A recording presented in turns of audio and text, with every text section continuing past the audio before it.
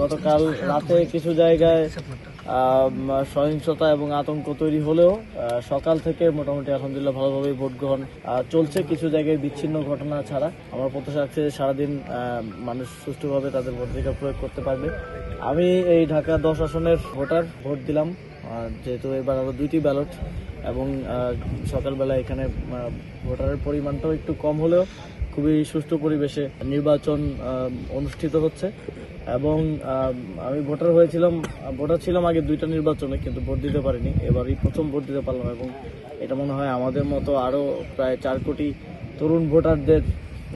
জন্য প্রথম ভোট দেওয়ার অভিজ্ঞতা। এবং এবারের নির্বাচনে আমরা প্রত্যাশা করি যে এই তরুণ ভোটারদের, তারপরে মা বোনদের যারা বিগত সময়ে দীর্ঘ সময় ভোটাধিকার থেকে বঞ্চিত হয়েছেন, তারাই এবারের ভোটের মধ্য দিয়ে কারা নির্বাচিত হবেন সেটা নির্ধারিত করবেন এবং সারা দেশে যেই মানুষ বাঁধভাঙা উল্লাস নিয়ে ভোট দিতে যাচ্ছেন, ভোটাধিকার প্রয়োগ করতে চাচ্ছেন, সেটা যেন সুষ্ঠুভাবে প্রত্যেকে নিরাপদে ভোট